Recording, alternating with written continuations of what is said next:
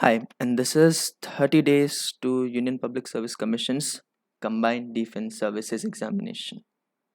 आज की तारीख है 10 और हमारा जो एग्जामिनेशन है वो है नवंबर 14 को। तो बड़ा सवाल यही है कि यार 30 दिन में आप यूपीएससी का सीडीएस निकाल सकते हो क्या? राइट। आधी जनता की तो यही फट लेती है जब वो बड़ा सा यूपीएससी पढ़ते हैं और सीडीएस देखते हैं। यार यूपीएससी कंडक्ट कर रहा है, बहुत मुश्किल होगा, चांस ही नहीं बनता हमारा। पर बॉस, एक्चुअली ये एग्ज़ाम क्रैक की जा सकती है। तो इस वीडियो में मैं 3 सवाल का जवाब दूंगा आप लोगों को। पहला है कि can you crack UPSC CDSE in 30 days, जो कि मैं ऑलरेडी दे चुका हूँ, यू कैन। एंड आपने एक्चुअली क्या पढ़ना चाहिए, व्हाट टू स्टडी, एंड कौन सी बुक्स और मटेरियल्स को रेफर करना चाहिए। तो लेट्स गेट स्टार्टेड। तो सबसे पहला सवाल यही है कि भाई मैं कौन हूँ आपको बताने वाला, और आपने मुझे क्यों सुनना चाहिए। ठीक है, तो मैं कौन हूँ, मैं क्या करता हूँ, उससे आपका कोई गर्ज नहीं है। एक्चुअल सवाल जो आपने यहाँ पूछना चाहिए वो ये है कि मैंने अपनी ज़िंदगी में क्या उखाड़ा है। ठीक है, मैंने अपने वक्त में एनडीए 138 उखाड़ा है। मैं अपना रिकमेंडेशन लेकर आया हूँ 17th एसएसबी बैंगलोर से फॉर एयरफोर्स। मेरा रोल नंबर मैंने यहाँ मेंशन कर दिया है आप लोगों के लिए, 0332695। चाहो तो चेक कर लो एक बार, बट आई हाईली डाउट कि यूपीएससी ने मेरा रोल नंबर और हमारा रोल लिस्ट अब तक रखा होगा। फिर मैंने अपना CPSS computerise pilot selection system भी निकाला है मैंने। ठीक है, हमारे वक्त से ही शुरू हुआ था, या हमारे एक दो बैच से, हमारे से पहले पीएबीटी होता था, pilot aptitude battery test. And हमारा दूसरा तीसरा ही बैच था जहाँ पे सीपीएसएस इम्प्लीमेंट हुआ। काफ़ी मज़ेदार चीज़ है सीपीएसएस। तुम जाओगे एयरफोर्स के लिए सीपीएसएस दोगे तो वो ज़िंदगी के सबसे प्यारे खूबसूरत दिन हो गए मेरे। ठीक है, फिर आता है मैंने सीडीएसई 2022 भी निकाला है। ठीक है, मेरा रोल नंबर यहाँ पर है, चाहो तो एक बार जाके चेक कर लो। तो एक्सपीरियंस के साथ ही बोल रहा हूँ, ये एग्ज़ामिनेशन डुएबल है, मैंने निकाला है, और ये आप भी निकाल सकते हो। कैसे, मैं आपको आगे बताता हूँ। ये रहा आपका एग्ज़ाम पैटर्न। सबसे पहले एग्ज़ाम समझ लो आप किस चीज़ में इन्वॉल्व हो रहे हो। आपको 3 पेपर देने हैं, टोटल 6 घंटे लगेंगे। ठीक है, पेपर्स आपको करने के लिए। पहला पेपर आपका इंग्लिश का होगा, 100 क्वेश्चंस, मार्किंग स्कीम +1 -1/3, 2 घंटे। ठीक है, दूसरा पेपर आपका, एक्चुअली यहाँ मैथमेटिक्स गलत हो गया, दूसरा पेपर आपका जीके होता है, जो कि होता है 100 क्वेश्चंस का, सेम मार्किंग स्कीम है, +1 -1/3, 2 घंटे। और फिर पेपर 3 होता है मैथमेटिक्स, 100 क्वेश्चंस +1 -1/3 मार्किंग स्कीम, 2 घंटे। हर पेपर के बीच में आपको आधे आधे घंटे का ब्रेक दिया जाएगा, जहाँ पर आप सेंटर से बस गेट के बाहर तक जा सकते हो, शायद कहीं कहीं अलाउड होता है, कहीं कहीं अलाउड नहीं होता, और वापस आके आप लोग पेपर देते हो। तो एक्चुअल में इन टोटलिटी ये 6 घंटे इज़ अ फ्लूक। आप 1 घंटा पहले पहुंचोगे सेंटर पे, और इन एग्जामिनेशंस के बीच में 1 घंटा आप और बिताओगे। तो एक्चुअल टाइम जो आप वहाँ पर स्पेंड करोगे, 8 घंटे दिन के आप ये एग्ज़ाम देने वाले हो। ठीक है, 8 घंटे आप सेंटर पर रहोगे। तो ये जो एग्जामिनेशन है, ये आपका सिर्फ नॉलेज टेस्ट नहीं करती, आपका पेशेंस भी टेस्ट करती है। क्योंकि 8 घंटे तक वही मेंटल एक्यूटनेस के साथ अपने आप को स्टेबल रख के पेपर देना और पेपर निकालना इज़ नॉट अ जोक। ठीक है, अब इंडिविजुअल पेपर का कट ऑफ हर साल 30% रहा है। यानी 100 मार्क, अगर आप 100 क्वेश्चन से सारे के सारे सही मार्क करो तो ऑब्वियसली 100 मार्क मिलेंगे, जिसका 30% होता है 30 मार्क्स। तो पर पेपर इंडिविजुअली आपको 27 से 30 मार्क अगर मिल गए तो you have cross the cut off. ठीक है, आप एलिजिबल हो रोल लिस्ट में आने के लिए, आपका नाम आ जाएगा लिस्ट में।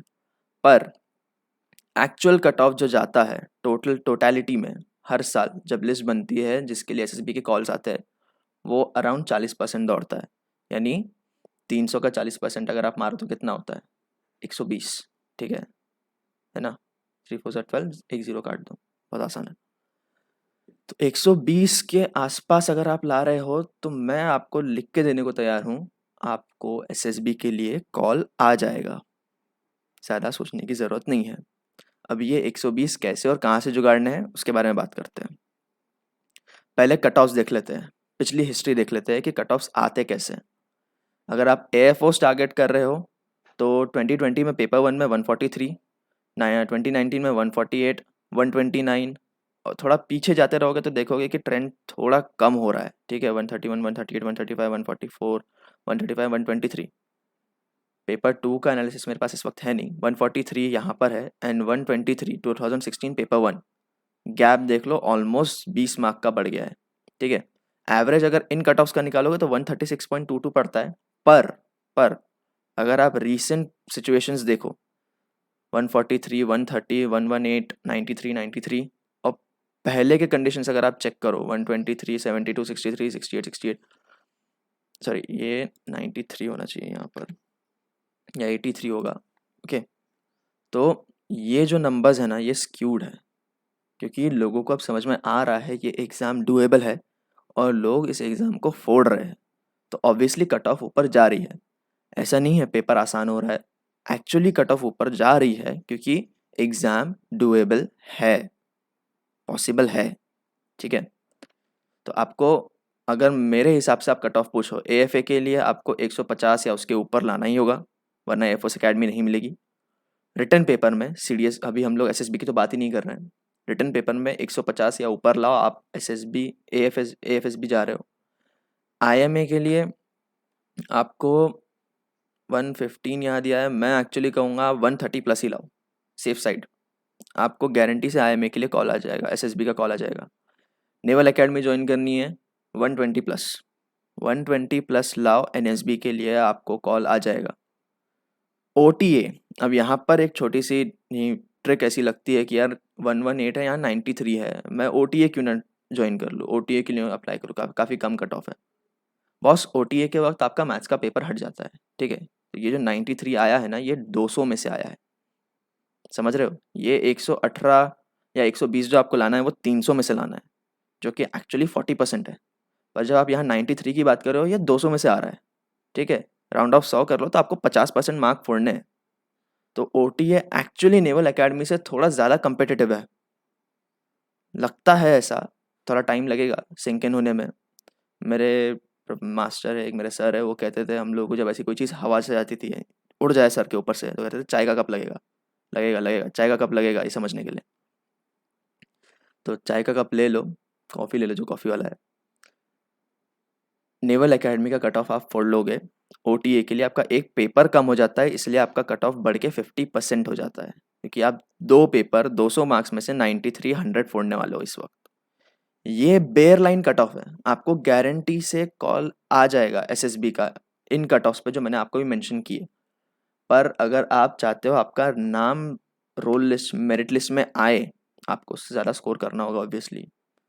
पर एसएसबी में ये मार्जिन कवर की जा सकती है, तो जो मैंने आपको मार्क्स बताए हैं उसके बेसिस पर भी आप डिफेंस ज्वाइन कर सकते हो, ठीक है। तो next big question, can you crack UPSC CDSE in 30 days? जी हाँ, यस। पर एक छोटा सा आस्टेरिस्क लगाया मैंने, terms and conditions apply. Terms and conditions क्या है देखते हैं। पर क्या ये पॉसिबल है 30 दिन में? बिल्कुल पॉसिबल है सर। मैंने उखाड़ा है 30 दिन में ही नहीं, मैंने 10 दिन में उखाड़ा है। तो मैं आपको बताता हूँ क्यों और कैसे। ये रहा मेरा पेपर का एनालिसिस मेरे हिसाब से, ठीक है। अब कलर कोडिंग थोड़ी समझ लो, ठीक है ना। ग्रीन मतलब हमारा दोस्त है, रेड मतलब दुश्मन है, ऑरेंज मतलब वो आपके कैलिबर पे डिपेंड करता है। तो तीनों पेपर में आपका सबसे प्यारा दोस्त, सबसे अच्छा दोस्त इंग्लिश ही होने वाला है, ठीक है। जिसकी इंग्लिश वीक है वो ये मत समझो कि भाई अब इंग्लिश को इंग्लिश को हमारा दोस्त बता रहे हो, इंग्लिश तो मेरा दुश्मन है, मैं हो गया। नहीं, मैं अभी क्लियर कर देता हूँ ये बात। मेरे दोस्तों में, मेरे स्कूल के दोस्तों में जिन्हें एएसएल में ठीक से 6-7 की ग्रेडिंग भी नहीं मिली, उन लोगों ने भी इंग्लिश में 60 70 80 फोड़ा है। मेरे पास मेरे दोस्त है जिनका मैं नाम अभी कोट नहीं करना चाहता, पर ऐसे लोगों को मैं जानता हूँ जिन्होंने ये चीज़ की है और आज वो डिफेंस में है, ठीक है। लोग फोड़े हैं और ये पॉसिबल है क्योंकि इंग्लिश उतना आसान आता है, ठीक है। English is the easiest of the lot, तीनों पेपर में सबसे आसान यही है। जनरल अवेयरनेस, मैं एक्चुअली लोगों को सजेस्ट करता हूँ कि अपना टाइम वेस्ट ना करें जनरल अवेयरनेस पे। इसमें से कुछ सिलेक्टेड पोर्शंस है जो मैं आपको अभी बता दूंगा, क्या पढ़ना है क्या नहीं पढ़ना है, कौन सी चीज़ डुएबल है कौन सी नहीं है, बस उतना ही ख्याल रखो। 30% पेपर का कट ऑफ होता है, 27 या 30 मार्क्स आप ला लो तो आप ऑलरेडी एलिजिबल हो आगे जाने के लिए। तो मेरे हिसाब से आपको 70 प्लस मिलनी ही चाहिए इंग्लिश में। जनरल अवेयरनेस आप बस कितना ईजिली 30 क्रॉस करते हो उस पर डिपेंड करता है, ठीक है। आप मॉक्स दो, आप देख लो आप 30 कैसे क्रॉस कर रहे हो, बस आपका एक बार थ्रेशोल्ड 30-40 बन गया, उसके बाद सच में छोड़ दो, बिल्कुल बॉदर मत करो। मैथमेटिक्स डुएबल है, डुएबल है। मैंने इंग्लिश की तरह मैथ्स को ग्रीन इसलिए नहीं किया क्योंकि मैथ्स से लोगों का एक्चुअल में पंगा होता है, ठीक है। इंग्लिश फॉर वंस आप 30 दिन क्या 10 दिन के अंदर भी करके एक अंडरस्टैंडिंग बैठा के आगे बढ़ सकते हो। मैथ्स आप बिना प्रैक्टिस के नहीं कर सकते। आपको ये 30 दिन जो मैं दे रहा हूँ, यहाँ से आपको 30 दिन मिलेंगे। आपको एक्चुअल में अगर किसी सब्जेक्ट पे मेहनत करनी है तो वो मैथ्स है। इंग्लिश की तो आप प्रैक्टिस करोगे ही, पर आपको एक्चुअल में मेहनत मैथ्स पे करनी है, क्योंकि मैथ्स डुएबल है। 10वीं तक का प्रिलिमिनरी मैथमेटिक्स है और 50 मार्क कहीं नहीं गए, कहीं नहीं गए मैथ्स में, अगर आप अच्छे से मेहनत कर लो तो। एक बार टोटल लगा लो, 70 30 50 150 ऐसे ही हो गए, 150 ऐसे ही हो गए। आप एएफए भी क्वालिफाई कर सकते हो अगर आप सिर्फ इतनी स्ट्रैटेजी फॉलो कर लो तो। पेपर 1 इंग्लिश का सिलेबस ये है, ठीक है। अब यहाँ पे मैंने कुछ सेक्शंस को रेड मार्क किया है, कुछ को ग्रीन मार्क किया है, कुछ आगे में ऑरेंज मार्क रहेंगे। हमारा अभी भी तरीका वही है चीज़ों को समझने का। ग्रीन हमारे दोस्त है, रेड हमारे दुश्मन है, और ऑरेंज आपके कैलिबर पे डिपेंड करता है। तो spotting the errors, sentence completion, sentence improvement, order of words and sentence comprehension, ये चीज़ें इतनी बकवास आती है एक्चुअल में। यूपीएससी के पेपर में भी यूपीएससी के पेपर में भी ये चीज़ें इतनी आसान आती है कि आप लिटरली अगर सिर्फ इंग्लिश बोल सकते हो ना, सिर्फ बोल सकते हो, मैं ये भी नहीं कह रहा आप प्रोफिशिएंट हो, अगर आप सिर्फ बेसिक नॉलेज ग्रामर समझते हो तो आप इतने सेक्शंस राउंड मार के आओगे, पूरे पूरे मार के आओगे। वोकैबुलरी, सिनोनिम्स, एंटोनिम्स और इडियम्स ऑफ फ्रेजेस मैंने रेड क्यों मार्क किया? ये चीज़ें अगर आपको पता है तो पता है, ये मैथ्स के फॉर्मूले की तरह है। अगर मैं आपके सामने कहूँ कि यार मुझे अबोर का सिनोनिम बता दो, ठीक है। अब अबोर का एक्चुअल सिनोनिम अगर मैं कहूँ तो हेट की लाइन से आता है। अगर आपको अबोर का मीनिंग ही नहीं पता तो आप उसकी लाइन से सिनोनिम कहाँ से निकालोगे? There is a trick to trade. कई बार ऐसा होता है कि जो सिनोनिम्स एंड एंटोनिम्स होते हैं वो ऑप्शंस ही ऐसे आते हैं कि आप एलिमिनेट कर दो ऑप्शंस तो आपको आंसर मिल जाए। पर मैं अपनी बेट्स चांसेस पे नहीं लगाता, मैं बेट वहाँ लगाता हूँ जहाँ पर मुझे पता है कि मैं जीतने वाला हूँ। आप स्पॉटिंग द एरर फोड़ के आ सकते हो, ठीक है। ग्रामेटिकल एरर्स होते हैं, ऐसे ही पता चल जाते हैं, नहीं लिटरली आंखों के सामने दिख कर आता है कि यार ये एरर है, यहाँ पर ही एरर है, यही लाइन है, यहाँ प्रॉब्लम है। सेंटेंस कंप्लीशन बहुत आसान है, सेंटेंस इंप्रूवमेंट भी बहुत आसान है। कभी कभी थोड़ा प्रॉब्लम होता है, लेकिन 10 क्वेश्चंस में से आप कम से कम 7-8 तो मार ही देते हो आराम से, बिना गलती के आराम से मार देते हो। Ordering of words and sentences भी काफ़ी आसान होता है। एक पैसेज होता है, आपको उसको बस 1 2 3 4 करके ऑर्डर करना होता है। एंड कॉम्प्रिहेंशन, लिटरली कॉम्प्रिहेंशन में आपको pick the word and put in the answer वाला, पुट इन द क्वेश्चन वाला तरीका होता है, ठीक है। जो यहाँ से नहीं, हमने सीबीएसई या अगर जो स्टूडेंट्स होंगे जिन्होंने इंग्लिश का पेपर, आप लिटरली सीबीएसई का इंग्लिश का पेपर 10th का निकाले हो तो आप ये निकाल सकते हो, इतना आसान है इंग्लिश। नेक्स्ट पेपर की तरफ पढ़ते हैं, जनरल अवेयरनेस, ठीक है।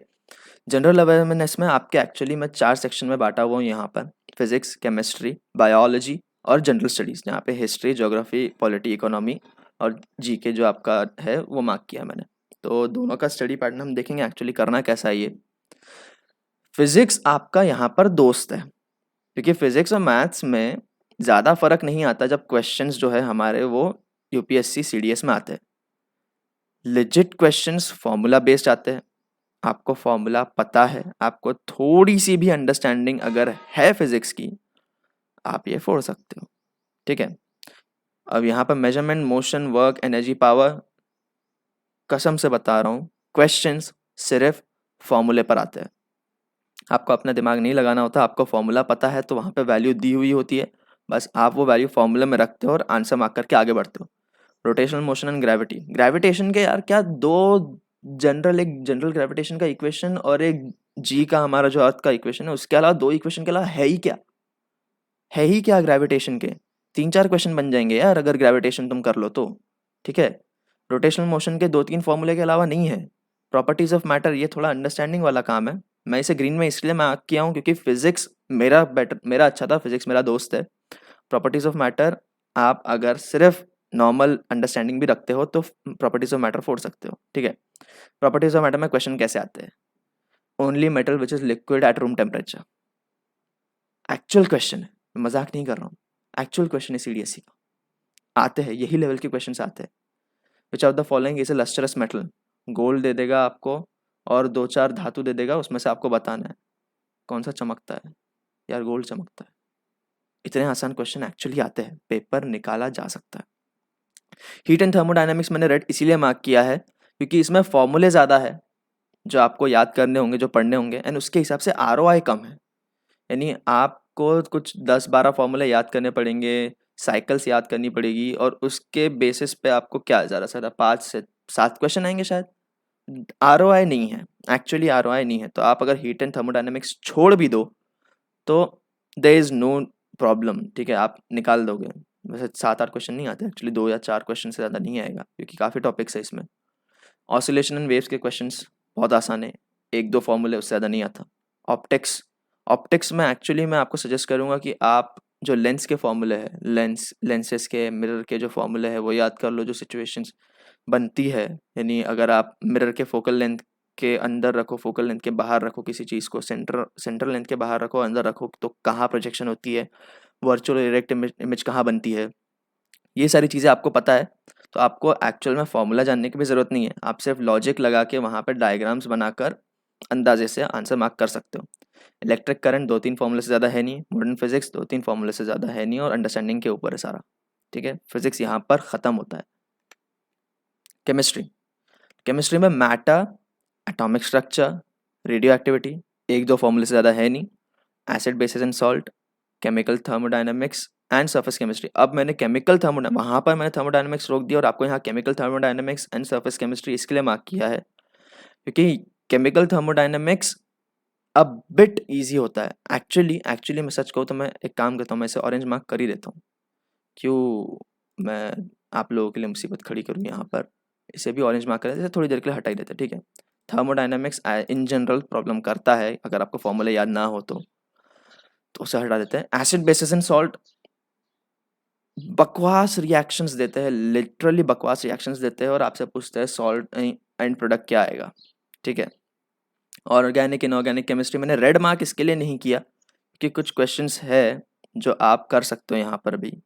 मैन मेड मटेरियल प्लीज़ हाथ मत लगाओ, प्लीज़ उससे दूर रहो। रेडॉक्स रिएक्शन प्लीज़ दूर रहो। केमिकल बॉन्ड अगर आपको आता है बहुत अच्छी बात है, 2 क्वेश्चंस बन गए आपके। नहीं आता है प्लीज़ अभी हाथ मत लगाओ, टाइम नहीं है पढ़ के समझने का। गैस लॉज फॉर्मूला 2-3 ही है, पर क्वेश्चंस थोड़े घुमा के आते हैं सॉल्यूशंस और गैस लॉज के। पता है बहुत अच्छी बात है, नहीं पता है प्लीज़ हाथ मत लगाओ। इलेक्ट्रोकेमिस्ट्री पता है बहुत अच्छी बात है, नहीं पता है प्लीज़ हाथ मत लगाओ। एनवायरमेंट, एनवायरमेंट प्लीज़, मैं प्लीज़ कह रहा हूँ, एनवायरमेंट करके जाओ। एनवायरमेंट के कसम से 4-5-6 क्वेश्चंस भी टपक जाते हैं कभी कभी, और बहुत आसान होते हैं, बहुत मतलब वाकई बहुत आसान होते हैं। ये जो 4-5 मार्क है ना, ये ऑलमोस्ट हर किसी को मिल ही जाते हैं। ये फ़र्क कर देगा अगर आपको ये नहीं आता है और सामने वाला मार्क करता है तो, ठीक है। एनवायरमेंट प्लीज़ करो। बायोलॉजी, मैंने बायोलॉजी पूरा का पूरा ऑरेंज मार्क कर दिया, पूरा का पूरा ऑरेंज मार्क कर दिया। रीज़न बीइंग, ये चीज़ ना क्वालिटेटिव और क्वांटिटेटिव टाइप नहीं है, ठीक है। ये आपको पता है तो आपको पता है, simple as that. Classification of plants and animals आपको पता है भाई, ब्रायोफाइटा, टेरिडोफाइटा किंगडम जो है, उनके जनरल क्लासिफिकेशंस, उनके ये क्या है, उनको किन बेसिस पे क्लासिफाई किया गया है, प्लांट मॉर्फोलॉजी, फिजियोलॉजी उनकी पता है। तो यानी ये जो चीज़ें हैं ना, ये एक्चुअली कैप्ड है, टू बी ऑनेस्ट ये कैप्ड है 10th 11th 12th तक ही, उसके ऊपर का नहीं आता। सिलेबस में तो 10th तक का ही बताते हैं, पर कभी कभी कुछ क्वेश्चंस ओवर एंड अबव आ जाते हैं। पर 10वीं तक का अगर आपका बायोलॉजी क्लियर है ना, तो आप ये कुछ 20-30 क्वेश्चंस में से 10-12 मार्क कर दोगे, ठीक है। 10-12 मार्क बहुत होते हैं। जब आप यहाँ 1-1 मार्क की फाइट कर रहे हो तो 1-1 मार्क जोड़ना 10-12 मार्क के बायोलॉजी में से काफ़ी है। मेरा सजेशन यही है, अगर आपको नहीं पता है बायोलॉजी का बी भी नहीं पता है, तो आप यहाँ टाइम वेस्ट अभी मत करो, इसको लास्ट के लिए बचा के रखो, क्योंकि आप अभी पढ़ोगे और आपको 15 दिन डाउन द लाइन फिर याद करना पड़ेगा। उससे अच्छा है आप अभी इंग्लिश और मैथ्स पे ध्यान दो, और बायोलॉजी और ये चीज़ें लास्ट के लिए बचा के रखो। जनरल स्टडीज़, ये मैं पूरा ही रेड मारने वाला था, क्योंकि जब मैं नहीं चाहता आप अपना टाइम जनरल स्टडीज़ पे वेस्ट करो। History, polity, geography, economy, actually इनके क्वेश्चंस काफ़ी आते हैं। आधा पेपर एक्चुअली जनरल स्टडीज़ पे है और बचा हुआ आधा पेपर जो पिछले 3 फिजिक्स, केमिस्ट्री, बायोलॉजी थे उस पर है, ठीक है? इसके लिए मैंने आपसे कहा कि आप 50 मार्क फोड़ सकते हो। हिस्ट्री के क्वेश्चंस यार आपको पता है तो पता है, 1-2 मुगल एम्पायर या फिर इधर-उधर क्या आ गया अशोका वगैरह के तो आप मार्क कर लोगे। ज्योग्राफी, रिवर्स वगैरह के कुछ बेसिक क्वेश्चंस आ गए या फिर आपको ज्योग्राफिकल फिनोमेनास जो है, नेचर या फिर क्लाइमेट से रिलेटेड कुछ क्वेश्चंस आ गए तो आप वो कर सकते हो। पॉलिटी मैं सच में कहूँगा प्लीज़ छोड़ देना, प्लीज़ छोड़ देना। पॉलिटी नहीं पढ़ा है ना, प्लीज़ छोड़ देना, अपना टाइम वेस्ट मत करना। क्योंकि आपको लगेगा कि आपको आंसर पता है और यूपीएससी ये काम बहुत अच्छा करता है। यूपीएससी ऑप्शंस इतने प्यारे निकालता है पॉलिटी के लिए कि आपको लगता है कि बॉस आप ऑप्शन एलिमिनेट करके मार्क कर दोगे, आंसर सही आएगा, 1 मार्क मिल गया, मैं बस मार दिया, मैं हो गया। नहीं, बहुत अच्छे से खेलती है यूपीएससी पॉलिटी और इकोनॉमी में। इनको प्लीज़ छोड़ देना, प्लीज़ छोड़ देना। अपने आप पे एक एहसान कीजिए और ये -1/3 जो यहाँ पर आपको बैठेगा ना, उससे अपने आप को बचा लीजिए। प्लीज़ छोड़ दो। जीके सिर्फ अगर आप न्यूज़पेपर पढ़ते हो, न्यूज़ पे ख्याल रखते हो तो आपको आंसर्स आ जाएँगे। मैं इतना savvy नहीं हूँ इन सब के बारे में, मैं न्यूज़पेपर्स पढ़ता हूँ, बस ऐसा नहीं है नहीं पढ़ता, पर मैं फिर भी एक नॉर्मल पर्सपेक्टिव लेके चल रहा हूँ, एक नॉर्मल कैंडिडेट का, जो 30 दिन के अंदर अपनी प्रिपरेशन करना चाहता है। मैं उसे बिल्कुल सजेस्ट नहीं करूँगा क्योंकि यार at this point paper set हो चुका है। तो आपको 1 साल पहले तक के जीके का खोदना, सॉरी 6 महीने पहले का जीके खोदना, याद करना, उसमें कोई पॉइंट नहीं है, उसका आरओआई नेगेटिव में है, 0 भी नहीं है, नेगेटिव में है, ठीक है? क्योंकि आप अपनी अपॉर्चुनिटी कॉस्ट खो रहे हो वहाँ पर, उस टाइम आप कुछ और कर सकते हो। मैथमेटिक्स, ये पूरा मैथमेटिक्स का सिलेबस है। अब ये बहुत बड़ा दिख रहा है, पर एक्चुअली बता रहा हूँ, यहाँ पर नंबर सिस्टम से लेके सिंपल इंटरेस्ट तक के क्वेश्चन मज़ाक है, एक्चुअली मज़ाक है। यानी परसेंटेज, आपको सीरियसली परसेंटेज के क्वेश्चन पूछेगा कि यार एक बंदे ने कोई आर्टिकल 10% पे 10% पे खरीदा या ऐसा कुछ। एक्चुअली मैं प्रॉफिट लॉस का क्वेश्चन बता रहा हूँ आपको। एक आर्टिकल उसने 10% प्रॉफिट पे खरीदा और 10% लॉस पे बेचा, तो उसका नेट नेट कितना होता है, ठीक है? सिंपल इंटरेस्ट के क्वेश्चन लिटरली आपको PNR/100 में पी और आर की वैल्यू दे देगा, एन पूछ लेगा, पी एन की वैल्यू दे देगा, आर पूछ लेगा, इतने आसान आते हैं, ठीक है? टाइम एंड वर्क फॉर्मूले से रट लो, आ जाएगा। डिस्टेंस, नदी पार कर रहा है कोई स्विमर, उसके हिसाब से आपको क्वेश्चंस आते हैं, वो पूछ लो। स्क्वायर रूट, क्यूब रूट के क्वेश्चंस बहुत आसान है। डेसिमल फ्रैक्शंस के क्वेश्चंस बहुत आसान है। HCF LCM यार 6ठी 7वीं में पढ़े हो ये, ठीक है? ये पॉसिबल है। सीक्वेंस एंड सीरीज, ये सीक्वेंस एंड सीरीज में आपको पहले बता दूं, ये एप्टी वाली सीक्वेंस एंड सीरीज नहीं है, ये APGP है। फॉर्मूला आपको पता है, बहुत आसान है, करते आता है, डुएबल है। Number system, integer, fractions, decimals, यही सब है यहाँ पर भी। रेशियो एंड प्रोपोर्शंस आसान है। लॉगरिदम्स, लॉगरिदम्स ऐसा लगता है बहुत बड़ा टॉपिक दे दिया यार, लॉग मैं कहाँ से पढ़ूंगा, 10वीं में तो लॉग बस ऐसा नाम के लिए था, कुछ कुछ जगह कहीं नहीं था। तो यार लॉग के क्वेश्चन ना, जो आपको एक टेबल होगा, अगर आप अभी थोड़ा यहाँ से वीडियो से जाकर भी चाहो तो गूगल कर लो बेसिक लॉगरिदम के फॉर्मूले, एक पेज पे कुछ 10-12 फॉर्मूले आएंगे, उससे ज़्यादा नहीं आएगा, ठीक है? बहुत हो गया 20, गोद डालो, 3 क्वेश्चन लॉग के बन गए, लिटरली बन गए यहीं से। Algebraic operations, x plus y plus z कुछ वैल्यू दे देगा आपको, उसमें पूछ लेगा आप वैल्यू बता दो x या y की कहाँ पर है, z की कहाँ पर है, क्या है, बहुत आसान है। HCF LCM पॉलिनोमियल, यार लिटरली बता रहा हूँ, डिवाइड करो एक पॉलिनोमियल को दूसरे से और वैल्यू आपको ऑप्शंस में से पिक करके डाल दो आप, ठीक है? सबसे प्यारी बात तो यही है, ये एक MCQ बेस्ड पेपर है। ऑप्शंस, आप आंसर आपकी आंखों के सामने है, ठीक है? 4 ऑप्शन है, उसमें से एक लिजिट आंसर है, आपको सिर्फ उस तक पहुंचने का रास्ता खोदना है। रैशनल एक्सप्रेशंस बहुत आसान है, लीनियर इक्वेशंस बहुत आसान। रहा सवाल जो मैंने ऑरेंज में मार्क कर रखा है, कंपाउंड इंटरेस्ट, आपको फॉर्मूला पता है, आप फोड़ दोगे। क्वाड्रेटिक इक्वेशंस, इनइक्वालिटीज, ये एक्चुअली एक काम करो, इसे रेड मार्क कर दो। नहीं पता है ना, नहीं पढ़ा है, मत छेड़ो। सेट थ्योरी नहीं पढ़ा है, प्लीज मत छेड़ो, अभी मत छेड़ो, टाइम नहीं है हमारे पास ये करने का। ज्योमेट्री, ज्योमेट्री में भी एक्चुअली फॉर्मूले ज़्यादा है, मैं कहूँगा आप ये 4 चीज़ें भी छोड़ दो, अगर नहीं पता नहीं आ रहा प्लीज़ अपना टाइम वेस्ट मत करो इनके पीछे, इन्हें छोड़ दो, प्लीज़ छोड़ दो, ठीक है। मेजरमेंट एंड एंगल डुएबल है, करते आएगा। ट्रिग्नोमेट्रिक रेशियोज बहुत आसान है, करते आएगा। हाइट एंड डिस्टेंस बहुत आसान है, करते आएगा। कुछ नॉर्मल जो आपके पाइथागोरन ट्रिपलेट्स है वो याद कर लो। आप लिटरली ऑप्शन देख के जो ट्रिपलेट में बैठ रहा है वो टिक कर देना आंख बंद करके। जैसे अगर कहीं एक ट्रायंगल दिया हुआ, ऐसे आपको इक्वेशन दिया हुआ है जहां पर आपको हाइट मेंशन है 11 और 13, ठीक है। ट्रिपलेट के हिसाब से आप अगला ट्रिपलेट जो बनता है वो उठा के मार दो। जैसे 3 4 5 का है, 4 और 5 हाइट और लेंथ दी हुई है, जहां पर भी 3 मीटर दिख रहा है प्लीज मार दो, सॉल्व करके अपना टाइम वेस्ट मत करो वहां पे, ठीक है। एरिया एंड पेरीमीटर्स ये फॉर्मूले है यार, ठीक है। और प्लेन फिगर्स का है, सबसे प्यारी बात तो है प्लेन फिगर्स का है। 4 5 फॉर्मूले है, तीसरी चौथी पांचवी छठवीं में पढ़े थे हम लोगों ने। एक बार घुमा लोगे ना नज़र के सामने से, कर लोगे आप। सरफेस एरिया वॉल्यूम फॉर्मूले पता है, कर लोगे। Stats stats please, stats please, stats के 5 6 क्वेश्चन आ जाते हैं। और उस समय सच बता रहा हूँ, अगर फॉर्मूले नहीं पता ना तो रोना आता है, क्योंकि वो क्वेश्चंस इतने आसान होते हैं। हमें पता होता है कि ये क्वेश्चंस हमने किए हुए हैं अपने 10th 12th में, लेकिन उस समय फॉर्मूले याद नहीं आते, इसके लिए खुद पे इतनी चिढ़ और गुस्सा आता है ना उस समय। तो प्लीज स्टैट्स के फॉर्मूले याद कर लेना एक बार। ज़्यादा फॉर्मूले नहीं है, बहुत कम फॉर्मूले है, कुछ 6 5 फॉर्मूले से ज़्यादा नहीं है। स्टैट्स फूट जाएगा पूरा का पूरा, यहीं पे ख़त्म हो जाएगा। तो आई गेस हम लोगों ने सारे पेपर कवर कर लिए इसमें। इंग्लिश में आपको बता दिया इंपॉर्टेंट टॉपिक्स क्या है, मैंने आपको जनरल अवेयरनेस में क्या पढ़ना है क्या अवॉइड करना है वो भी बता दिया, और मैथमेटिक्स भी हमने यहाँ पे क्लियर कर लिया। चाहो तो इनके स्क्रीनशॉट्स लेके रख लो कि मुझे क्या पढ़ना है क्या नहीं पढ़ना है, ठीक है। ये general awareness, chemistry, biology, general studies, maths. अब कहाँ से पढ़ना है, कौन सी बुक को मटेरियल रेफर करना है, तो ये जो अरिहंत की पाथ फाइंडर है ना, ठीक है, मेरे टेबल पे यहीं रखी हुई है, ये रखो।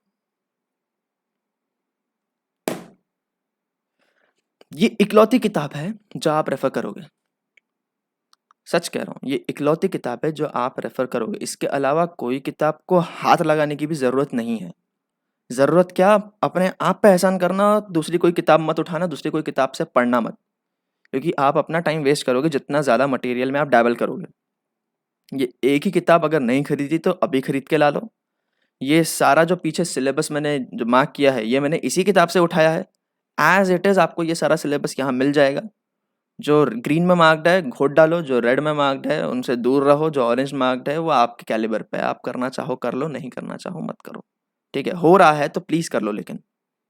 और मॉक टेस्ट कौन सा लगाना क्या लगाना ये मैं आप पे छोड़ता हूँ, इतने समझदार हो आप, गूगल कर लो CDSE मॉक टेस्ट चाहिए आप, किसी भी इतने ऑनलाइन प्लेटफॉर्म्स है किसी पे भी लगा लो। इसके अंदर आपको प्रीवियस ईयर क्वेश्चंस मिल जाएंगे, अरिहंत में आपको प्रीवियस ईयर क्वेश्चंस मिल जाएंगे।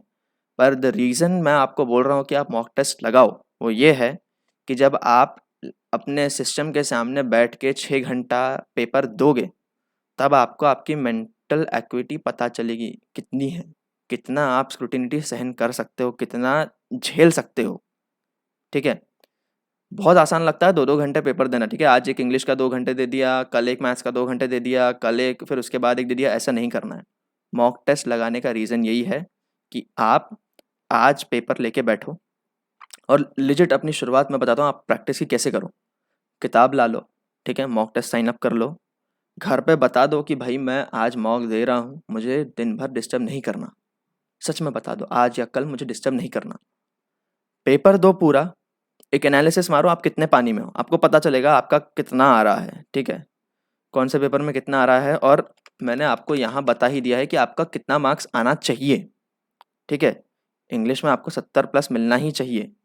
जनरल अवेयरनेस 30, भाई 30 नहीं निकालोगे तुम, फिर यहाँ पे 100 में से 100, 100 में से 100 भी ला लो, लेकिन जनरल अवेयरनेस 30 नहीं निकला तो तुम्हारा लिस्ट में नाम नहीं आएगा। इंडिविजुअल कट ऑफ चाहिए पेपर का, तुम्हें निकालना है, ठीक है। 30 मार्क लाओ किसी भी तरह जीके में। मैथ्स में 50 आने चाहिए, 50 की जगह चलो यहाँ 40 कर लो। 30 मैं 50 इसलिए कह रहा हूँ क्योंकि 30 हमारी बाउंड्री है, 30 के नीचे इट मीन्स नथिंग, तुम्हारा अटेम्प्ट वेस्ट हो गया, सच कह रहा हूँ, ठीक है। अब ऐसा मस्ती मत करना अपने साथ। ठीक है। तो इज़ इट पॉसिबल 30 दिन में? जी हाँ, बिल्कुल पॉसिबल है। कर सकते हैं, आराम से कर सकते हैं। मैंने किया हुआ है और ये आप भी फोड़ सकते हो। तो यार मैंने आपको सब कुछ बता दिया यहाँ पर, इस टेस्ट से रिलेटेड क्या है, आपको क्या जानना है, आपको क्या पता होना चाहिए।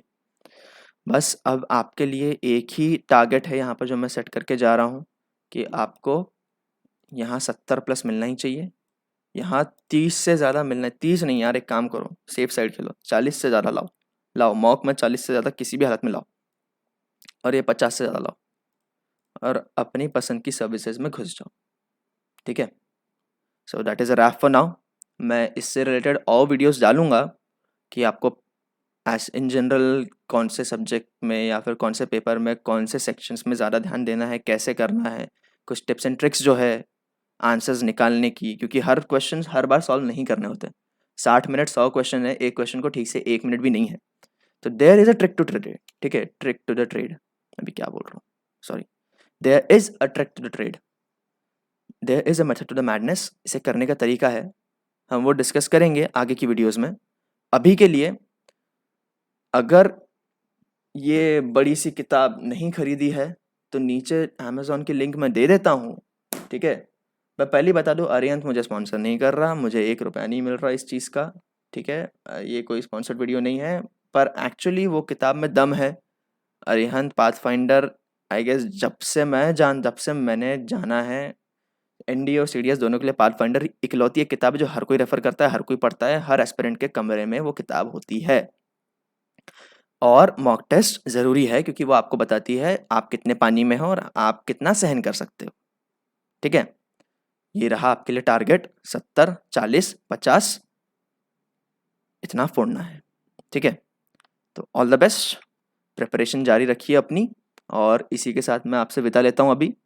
अगले वीडियो में हम कुछ और डिस्कस करेंगे इस पेपर के बारे में और जानेंगे कि कैसे हम अपना अटेम्प्ट बढ़ा सकते हैं। ठीक है, इसके अलावा आपको अगर कोई प्रॉब्लम है किसी प्रॉपर सब्जेक्ट में या किसी एक टॉपिक में आपको दिक्कत आ रही है, तो आप कमेंट में डाल दो कि यार मुझे भैया ये प्रॉब्लम होता है, ये सेक्शन मुझे नहीं आता, इंग्लिश में प्रॉब्लम है या मैथ्स में प्रॉब्लम है या जीके मैंने कहाँ से पढ़ना चाहिए, क्या करना चाहिए, मैं उस पर वीडियो बना दूंगा, मैं डाल दूंगा। ठीक है, ऑल द बेस्ट, फोड़ के आओ। जय हिंद।